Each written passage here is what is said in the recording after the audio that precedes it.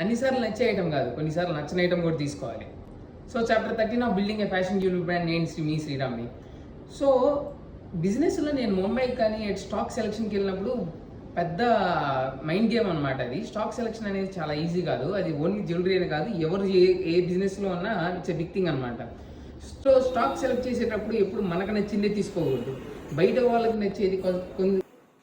కొన్నిసార్లు కస్టమర్ పర్స్పెక్టివ్లో ఆలోచించి వాళ్ళే జ్యువెలరీ నచ్చుతారు. కొంతమంది వాళ్ళకంటూ యూనిక్ డిజైన్ అనేది నచ్చుద్ది, కొంతమందికి ఇంకో డిజైన్స్ నచ్చుతాయి. సో మనకు నచ్చిందే తీసుకుంటే కనుక కస్టమర్స్కి ఇంకా ఒక సెట్ ఆఫ్ డిజైన్సే ఉంటాయి. అదే డిఫరెంట్ వాళ్ళ యాంగిల్స్లో నుంచి కూడా ఆలోచించి తీసుకుంటే కనుక చాలా కస్టమర్స్కి అందరికీ నచ్చే ఐటమ్ అనేది మన దగ్గర ఉంటుంది. సో ఏ బిజినెస్ అయినా సరే కస్టమర్ పర్స్పెక్టివ్లో ఆలోచించి వాళ్ళకి ఎలా ఇంట్రెస్ట్ ఉంటుంది, వాళ్ళు నచ్చుతారేమో అన్నట్టుగా ఉంటే ఐటమ్ అనేది స్టోర్లో ఉండాలన్నమాట. సో ఎప్పుడైనా సరే జ్యువెలరీకి సంబంధించి కాకపోయినా ఏ బిజినెస్కి సంబంధించి అయినా సరే డిఫరెంట్ యాంగిల్స్లో ఆలోచించి డిఫరెంట్ పర్స్పెక్టివ్లో ఉన్న జ్యువెలరీని తీసుకొచ్చి స్టోర్లో పెట్టాలి. మళ్ళీ రేపు నెక్స్ట్ చాప్టర్లో మీట్ అయిపోదాం. Follow and subscribe.